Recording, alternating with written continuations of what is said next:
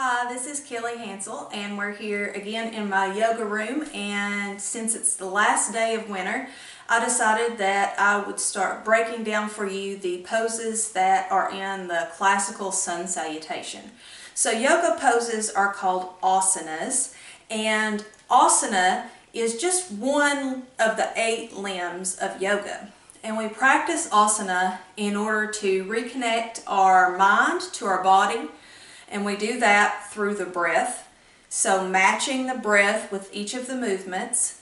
And we also do it so that our body can be healthy, strong, and flexible, so that when it comes time for meditation and other breath work, we can sit still and be comfortable. So the weather here in Kentucky, it can't decide if it wants to be cold or warm or gloomy or sunny.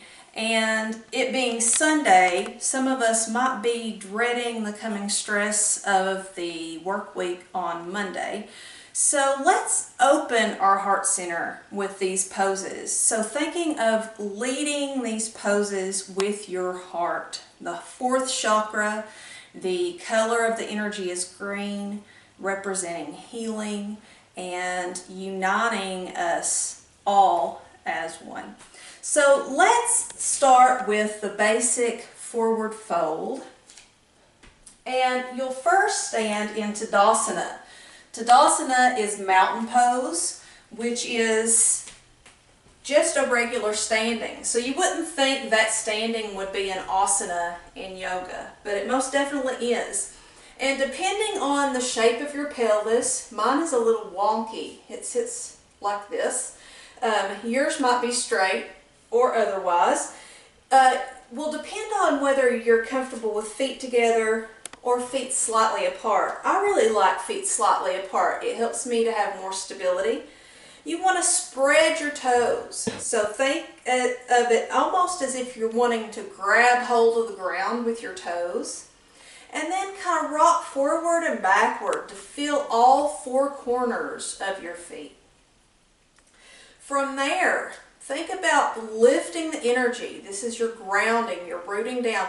Lifting the energy from the earth into your thighs and draw the quadriceps up. So lifting the knees, pressing the femur, which is the big bone in your thigh, back.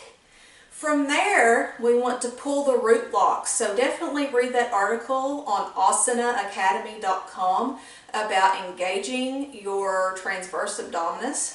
And pull the root lock, which will tuck the pelvis.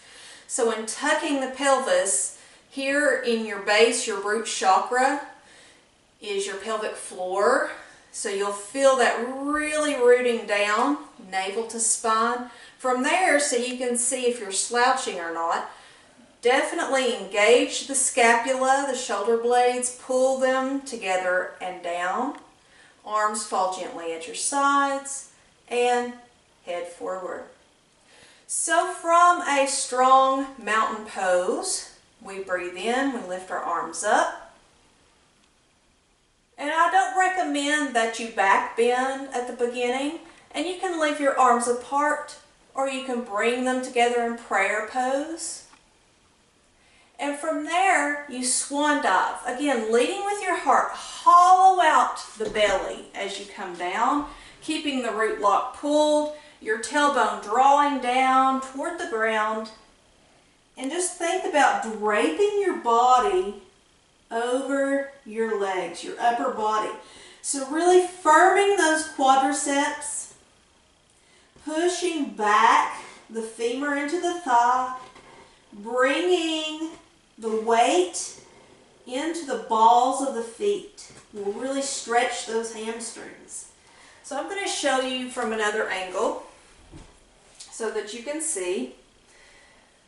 Tadasana, engage the scapula, engage the pelvic floor, lifting up, swan dive.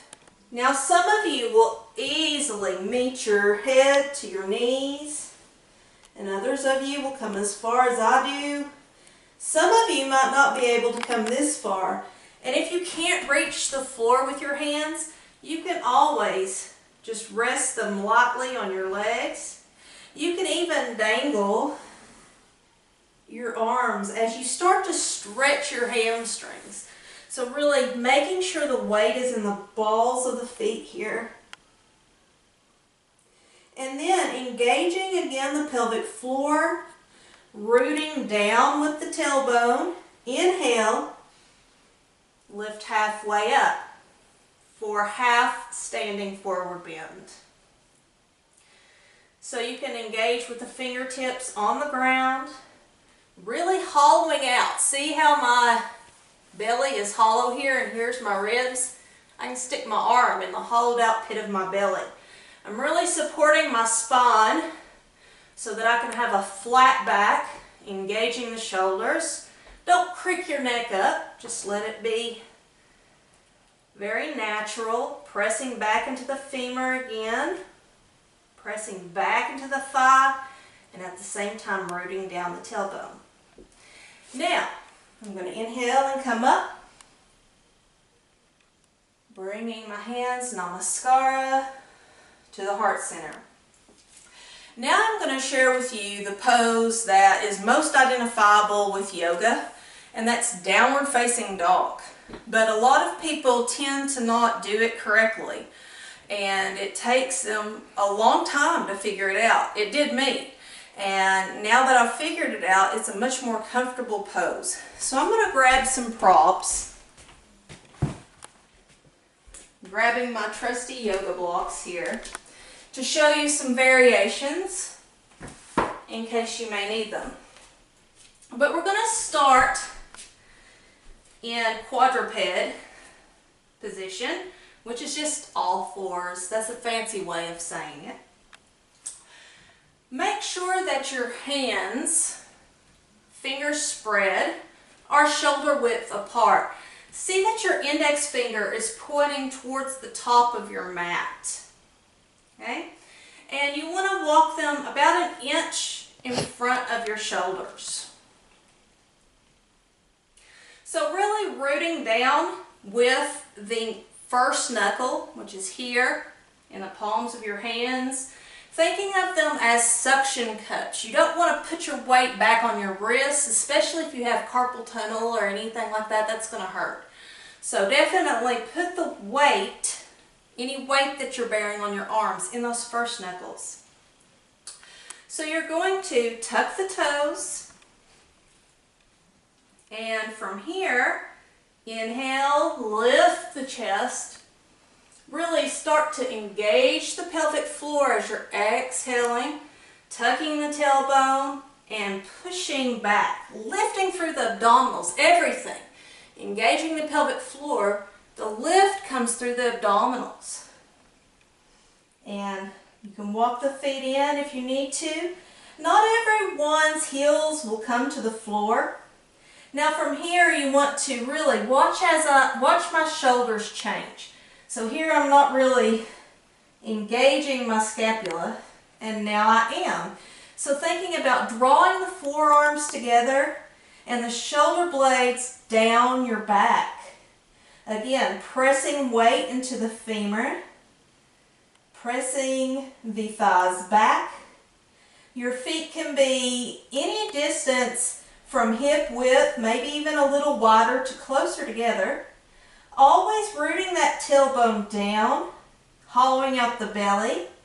Think of just releasing your chest toward the mat. Breathing deep, but never disengaging that pelvic floor. And again, putting any weight in your hands into those first knuckles. And just let your head hang, let it dangle. Let the blood flow here. And this stretches out the entire back body. To come out of downward dog, if you're just holding it static, you just roll up onto the balls of the feet, onto the toes. Again, pelvic floor engaged and bringing the knees down. Now, if you can't do the full pose, if your heels don't come to the ground, don't sweat it, because even when my heels come to the ground, the weight that I'm bearing on my feet is in the balls. But if you want to keep trying to lengthen and strengthen your hamstrings, you can always give yourself some leverage by pushing your hands up a little with blocks. But that's going to be a little slippery, so be mindful of that, depending on what blocks you have. You can also use a kitchen chair and just set it in front of you and put your hands there if you really feel tight in your hamstrings and you want to work on that area. So that's downward facing dog. And those three poses together make up the bulk of, or those four poses, if you're including Tadasana, make up the bulk of what will be our classical sun salutation. So we'll look at the other poses in another video, and if you have any questions, feel free to message me on Facebook or send me an email at eastkentuckygal@gmail.com, and it's all spelled out, all one word. So I hope you're having a good Sunday, and rest up. Big week ahead. Sat Nam.